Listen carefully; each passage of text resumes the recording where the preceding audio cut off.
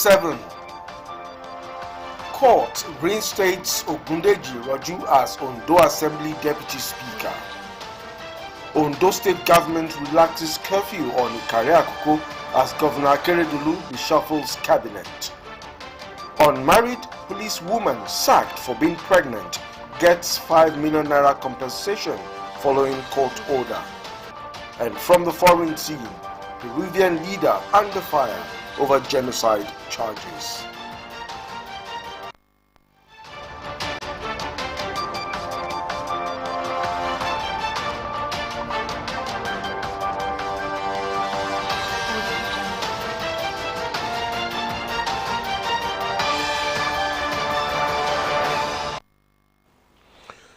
Good evening and welcome to the news at 7. I am Akinwumi Abodunde. Tonight we begin from the legislature. Ondo State High Court sitting in Akure has nullified the impeachment of Ogundeji Raju as the Deputy Speaker of the Ondo State House of Assembly. The court also ordered the House of Assembly to immediately reinstate Iroju as the Deputy Speaker. It will be recalled that the House, led by its Speaker Bamidele Leelogun, accused Mr. Iroju of gross misconduct, citing it as the ground for his impeachment. Iroju, who represents Odigbo Constituency 2, was impeached following a resolution of the House and was immediately replaced by Samuel Aderoboye. The court asked the current Deputy Speaker, Samuel Aderoboye, to stop parading himself as the Deputy Speaker. Meanwhile, reacting to the court ruling, the chairman on the State House of Assembly Committee on Information, Youth and Sports, Benga Omole, said the House has not received any letter from the court apart from the ones seen on the social media. The Assembly spokesperson noted that the House will take a decision on the matter as soon as it receives a copy of the judgment, after it must have studied it. Meanwhile, Mr. Ogundeji Iroju has expressed delight over the court ruling. Mr. Iroju, who had represented Odigbo Constituency 2, said he expects the House to do the needful. The Ondo State Executive Council has relaxed the 24-hour curfew imposed on Ikare Akoko in Akoko Northeast local government area over the communal clash in the ancient town. The curfew has now been relaxed to 12 hours and will last from 6 p.m. to 6 a.m. This means that residents can go about their official businesses from 6 a.m. to 6 p.m. daily. Briefing Government House correspondents after the first Ondo State Executive Council meeting of the year 2023, the State Commissioner for Information and Orientation, Bamidele Ademola Olateju, said Council also directed that no one should now parade himself as the Olokoja of Okoja or an Okoja chief, while a committee has been set up to look into the immediate and remote causes of the crisis. The crisis in Ikare has resulted in stringent measures being taken by government.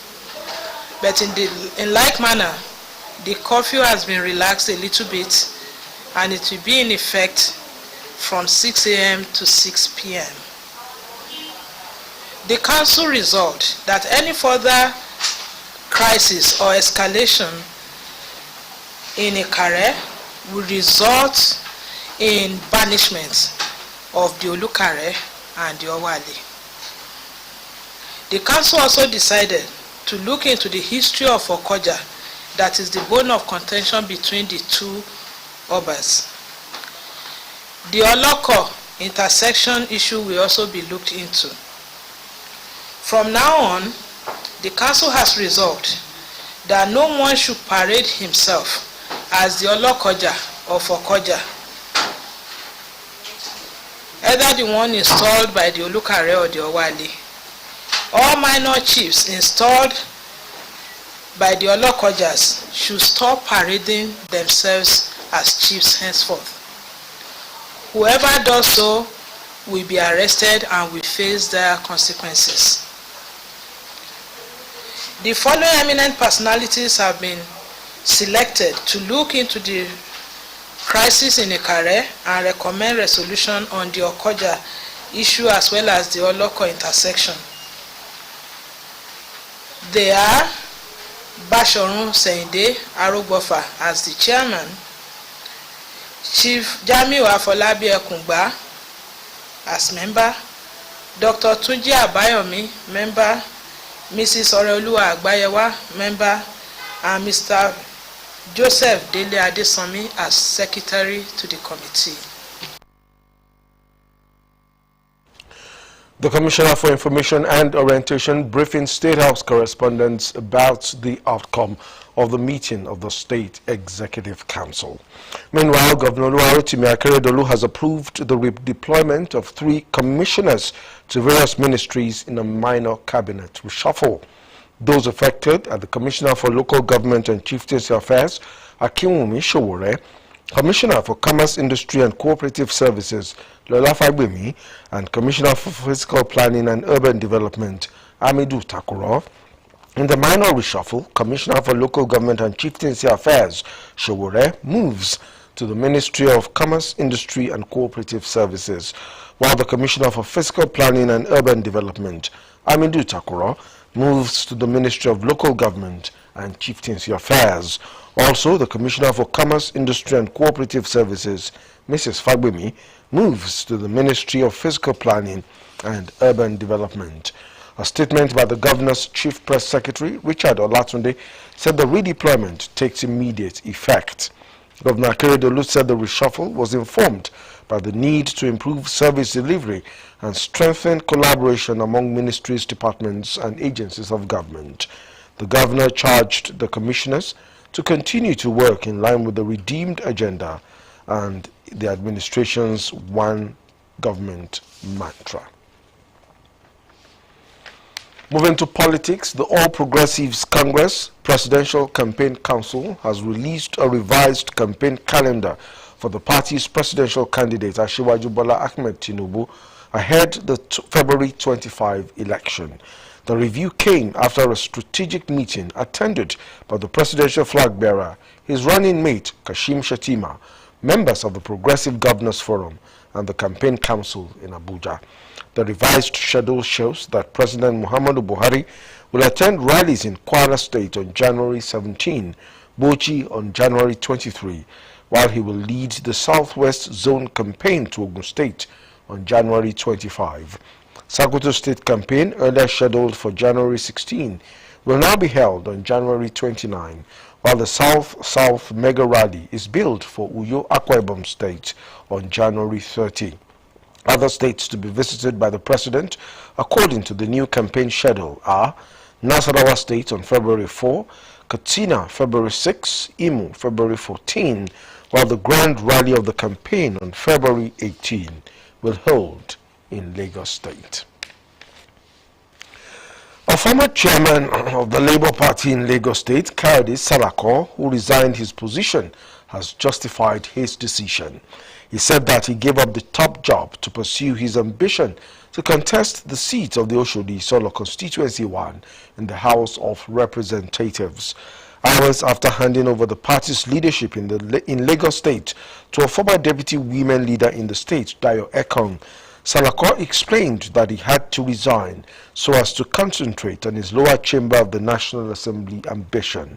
He added that being the candidate of the party for the House of Representatives seat in Oshodi Solo Constituency 1, resigning his position to prepare fully for an election which is just about 40 days away is the most logical step to take. The Nigerian Labour Congress in Niger State says it is considering a plan to stop workers who have no permanent voters card from collecting their monthly salary. NLC chairman in the state, Idris Lakpene, handed down the warning in Minna and expressed dismay at a situation where certain citizens would fail to take their civic responsibility with the required seriousness. Lakpene charged workers in the state to fully participate in the forthcoming election, stressing that PVCs would enable them elect leaders that can improve their working conditions and engender development. He further explained that any civil servant who deliberately refuses to collect his or her PVC may have to forfeit his or her salary or face suspension as a form of punishment. You're watching the news at 7 on OSRC television. You can also watch us live on our website www.osrc.ng or follow us on Facebook OSRC TV Ondo, and on YouTube you can subscribe to our channel OSRC TV Ondo. The news continues shortly. Please stay with us.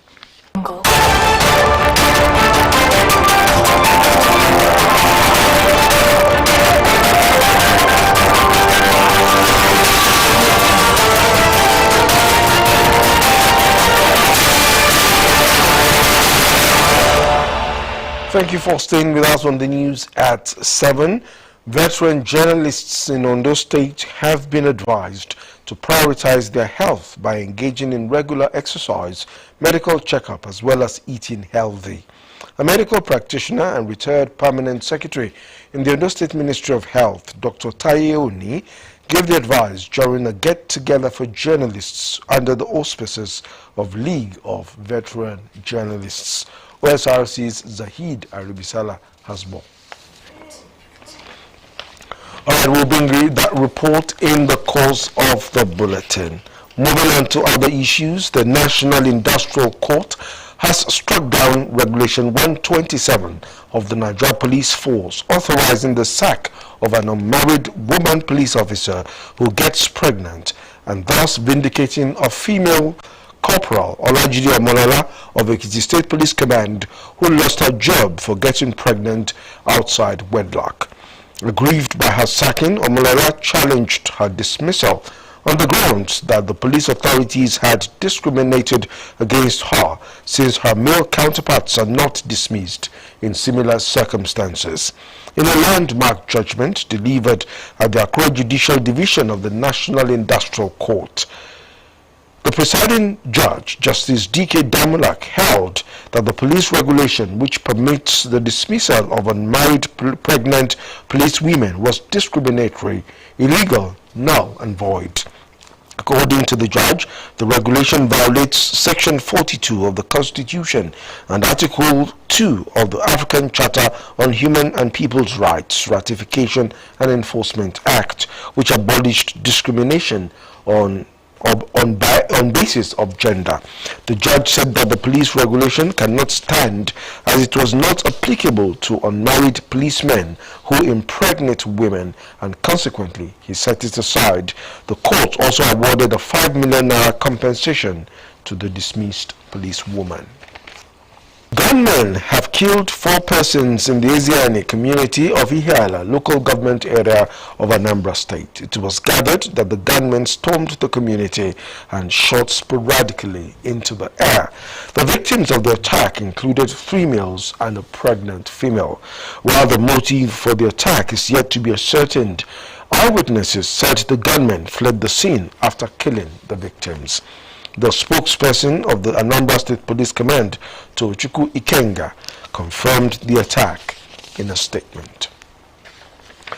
A fire outbreak has been reported at the St. Peter's Minor Seminary, Kuteri, situated on the Kaduna-Abuja Road in Kaduna State. According to the Kaduna Archdiocesan Chancellor, Reverend Father Christian Emmanuel, the refinery raised 2 dormitories, a dining hall, a kitchen, and a laboratory. He also noted that the cause of the fire could not be readily ascertained. And moving to the foreign scene, Uganda has declared an end to an Ebola virus outbreak that emerged almost 4 months ago and claimed the lives of 55 people. The country's health minister, Jane Archange, said at a ceremony in the central district of Mubende, where the disease was first detected in September, that Uganda has successfully controlled the Ebola outbreak. The move was confirmed in a statement issued by the World Health Organization. Archange said today marked 113 days since the start of the outbreak of the often fatal hemorrhagic fever in the East African country. We take a break at this point. The news continues shortly. Stay with us.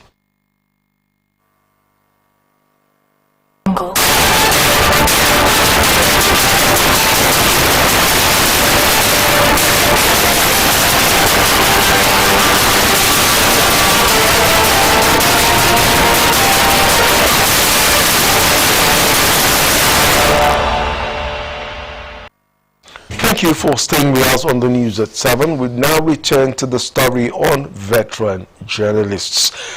They have been advised to prioritize their health by engaging in regular exercise, medical checkup, as well as eating healthy. A medical practitioner and retired permanent secretary in the Ondo State Ministry of Health, Dr. Taioni, gave the advice during a get-together for journalists under the auspices of the League of Veteran Journalists. Osrc's Zahid Aribisala has details. It's a reunion for these old folks under the auspices of League of Veteran Journalists in Ondo State. By virtue of their professional training and practice, they have contributed to Nigeria's development through information dissemination and solution-oriented reportage. Now that age is no longer on their side, efforts to keep spirit alive and reminisce days of old inform these get-together. They are joined by current practicing journalists led by the chairman of Nigeria Union of Journalists in the state, Prince Leke Adegbite, the chairman, League of Veteran Journalists in Ondo State, Mr. Banji Kuroloja, said the annual get-together is a means to increase the bond among the veterans. In my time, I used to travel so much from Ibadan, because I was in Ibadan. I would go to River State, I go to Cross River State, I go to so many towns in those places, go to Enugu and other places. As it is often said, health is wealth, and to ensure these veterans stay conscious of their health status while aging gracefully, a retired permanent secretary in the Ministry of Health, Dr. Taioni, took center stage with a segment on health. Keeping yourself active. Dr. Oni, who said though one becomes susceptible to certain conditions through aging, regular exercise, social engagements and medical checkup are important to stay healthy. To take care of our health by, avoiding some risky behavior and being healthy behavior. Healthy active behavior includes, good relationship, maintain relationship, social. Then be active, more be active. The medical practitioner enjoined the veterans to engage their brains with activities, eat healthy, avoid sitting for more than 2 hours, among other health tips. Do a few things yourself. Get engaged in mental activities, including reading, even word pursuit, gardening, and all those things. They help our mental activities. Media executives in attendance, including the chairman Osrc Media Group, Mr. Kunle Adebayo, who was represented by the Director of News and Current Affairs, Nike Busari, said the veterans remain relevant regardless of their age. We're very happy to be here, and we have come to identify with them and to let them know that they remain our strength, because we cannot wish away experience. When we talk of old age, as it was shared in the lecture, old age does not necessarily mean redundancy or irrelevance or senseless. And if you look at the group of people that we have here today, we discover from their contributions that they are still very relevant to us. They are giving us words of hope that the society can move forward. If the younger elements are willing to imbibe discipline, and it's a very, very tough option. Most journalists, you have to learn one or two things. The League of Veteran Journalists says it will continue to create platforms that will engage its members and enhance their contribution to society development. Zahid Aribisala, Osrc News. Peru's top prosecutor has launched an inquiry into President Dina Boluarte and key ministers over weeks of clashes that have left dozens of people dead. The officials are being investigated on charges of genocide, culpable homicide and serious injuries. Violence erupted after ex-president Pedro Castillo was arrested in December for trying to dissolve Congress. 2 days ago, 17 people died in clashes between Castillo's supporters and security forces in southeastern Peru. And moving on to sports news, players of Sunshine Stars Football Club have been enjoined to strictly adhere to the rules of the Nigeria Professional Football League to avoid any infraction that can affect the performance of the team. Retired FIFA referee Henry Ogunyemodi gave the advice at a seminar for players of the team to prepare them for their home and away games in the current 2022-2023 MPFL season. Osrc's Benga Oluwajano reports. The seminar organized by the management of Sunshine Stars became pertinent to intimate the players to the do's and don'ts of the game as they prepare for their MPFL campaign in the current league season. The resource person, who is also retired FIFA referee, Henry Ogunyemodi, said the seminar seeks to educate the players on how to conduct themselves before the referees. He said a referee's decision in any particular game stands and must be adhered to by the players, both home and away. It's what we call fouls and misconducts.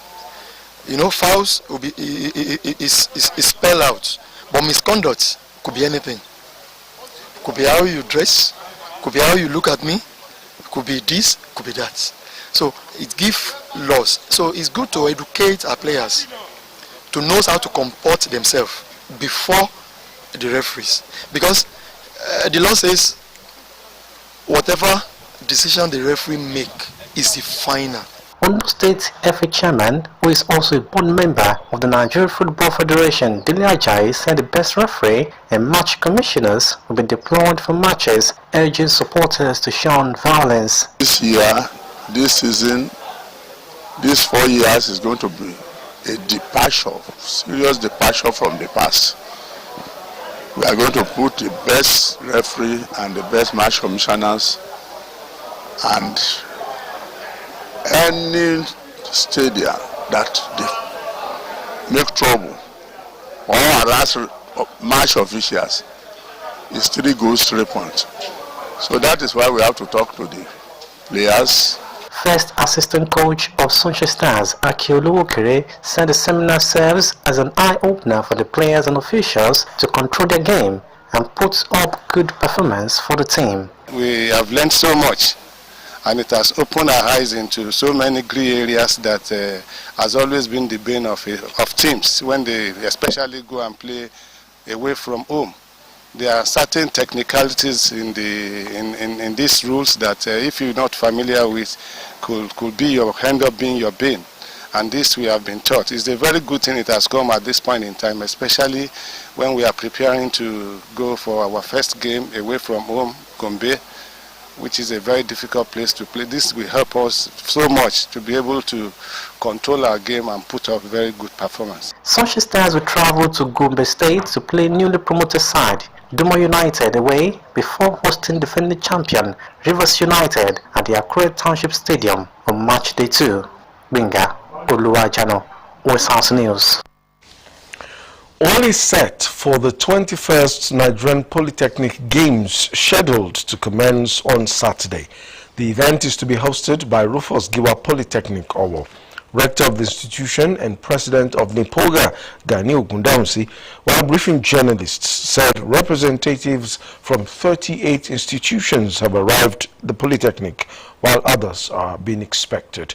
Omori Olahungbeji has more.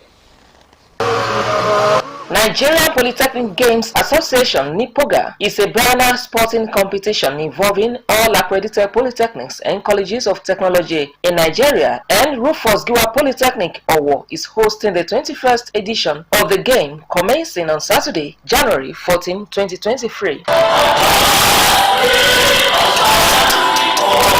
Rector of the institution and president of NIPOGA, Gani Ogundamsi, said the institution, with the support of the Ondo State government and other government agencies, including NDDC, TET Fund, and Osopadek, are working hands in gloves for the success of the games. According to him, preparations are being intensified at the school sports facility, while adequate accommodation has been provided for the visitors. We are comfortably ready. This is not for closing the fact that a little touch here and there on issues as we barrel along can see take place. Let me even say something. Ondo State government has been extremely fantastic. The government has done so well for us. On security during the 2 weeks program, the rector said safety of lives and property is guaranteed. Mr. Ogundaunse, who described Nipoga as a way of expanding the frontiers of talent development and self-employment for the youths, enjoined athletes to shun all forms of bad habits to make the country proud. You and I, institutions, we have a way of monitoring all these athletes. They should shun drugs.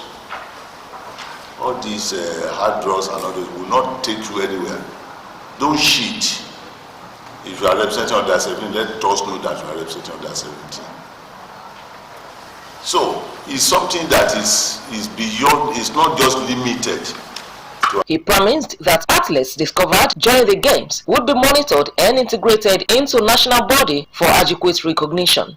Games expected at the 2 weeks Nipoga events include volleyball, table tennis, Scrabble, hockey, handball, tennis, basketball, chess, badminton, taekwondo, and football. Thank you very much. Omoriola Hungbiji, Osrc News. And now to end the news at 7, another look at the major stories. A court in Akure has reinstated Ogundeji Rojo as the Ondo Assembly Deputy Speaker. But the spokesperson of the legislature, Gbenga Omole, says that the House is yet to receive the court ruling.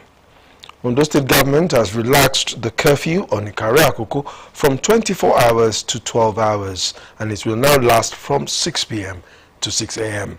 Also, Governor Oluwarotimi Akeredolu has approved a reshuffling of his cabinet, moving 3 commissioners round. An unmarried policewoman who was sacked for being pregnant has received a 5 million naira compensation following a court order. That's it on the news at 7. Thank you for